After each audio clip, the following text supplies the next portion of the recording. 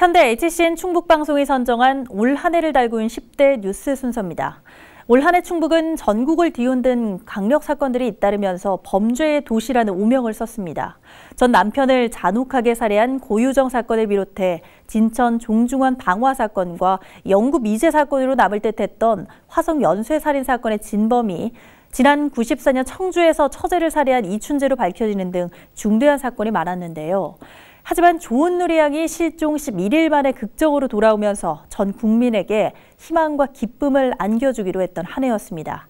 자세한 소식 황정환 기자가 정리했습니다. 왜 범행했습니까? 지난 5월 전 남편을 살해해 시신을 끔찍하게 훼손하고 유기한 고유정. 고유정의 범행은 온 국민을 충격과 공포로 몰아넣었습니다. 여기에다 고유정이 지난 3월에는 청주 한 아파트에서 의붓아들을 살해한 의혹이 뒤늦게 드러나면서 시민들은 또 한 번 경악을 금치 못했습니다. 경찰의 초동수사 부실 논란도 제기됐습니다.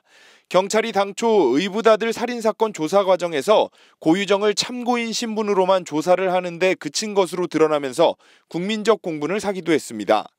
수사 초기 현장에서 충분한 사진, 동영상 등을 증거자료 확보해서 수사 중에 있고요.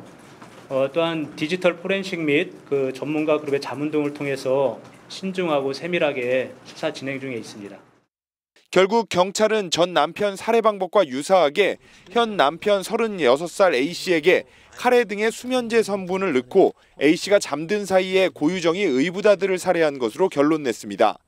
법원은 현재 두 사건을 병합해 재판을 진행 중에 있으며 내년 1월 고 씨에 대한 공판을 마무리할 예정입니다. 경기도 화성 일대에 지난 1986년부터 1991년까지 10여 명의 여성이 끔찍하게 살인된 화성 연쇄살인 사건. 화성 연쇄살인 사건도 충북과 연관이 있습니다. 경찰이 지난 9월 DNA 수사 기법으로 최대 장기 미제 사건 용의자로 이춘재를 지목했는데 이춘재는 25년 전 청주 한 자택에서 처제를 강간 살해해 교도소에 수감돼 있었기 때문입니다. 거기에 화성 8차 살인 사건 범인으로 20년간 복역을 했던 윤모 씨도 공교롭게 청주에 거주하고 있습니다. 윤 씨는 당시 수사기관의 강압 수사로 억울한 옥살이를 했다며 8차 사건에 대해 재심을 신청했습니다. 검사가 제 조사가 없이 그냥 갔습니다. 그냥 가고 검사가 뭐 제 의견을 무시해가지고 거의 제가 한 20년 넘게 살았는데 당시 수사를 담당한 검찰과 경찰이 모두 잘못을 인정하고 있는 가운데 8차 사건의 재심 여부는 내년 1월 결정될 예정입니다. 지난 11월에는 진천의 한 야산에서 제사를 지내던 중 80살 B씨가 종중원 20여 명을 향해 휘발유를 뿌리고 불을 질렀습니다. 수년간 종중간 재산 문제로 다퉈왔던 것이 화근이었습니다. 이 범행으로 현재까지 사망자가 3명으로 늘었고 10여 명이 중상을 입었습니다.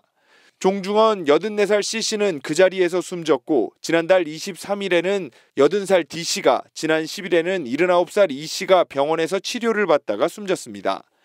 B씨는 방화 이후 현장에서 음독을 시도했지만 생명에는 지장이 없는 상태이며 청주지검은 살인과 살인 미수 혐의로 지난달 28일 B씨를 구속 기소했습니다. 충북에 기적 같은 일도 있었습니다. 지난 7월 청주 상당구 가덕면 한 야산에서 중학생인 조은누리 양이 실종됐다가 11일 만에 극적으로 구조된 겁니다. 성인이 아닌 14살 소녀, 그것도 지적장애를 가진 조양이 열하루 동안 제대로 된 영양 공급 없이 생존한 것 자체가 기적인 상황입니다. 경찰과 소방당국의 대대적인 수색으로 실종 열하루 만에 조양을 품에 안은 가족들은 모든 것에 정말 감사하다며 눈물을 쏟아냈습니다. 끊이지 않는 강력 사건으로 세간의 관심을 받기보다는 조은누리 양이 기적처럼 우리 곁으로 돌아온 것과 같이 새해에는 가슴 따뜻한 일들이 충북 곳곳에 일어나기를 기대합니다. HCN 뉴스 황정환입니다.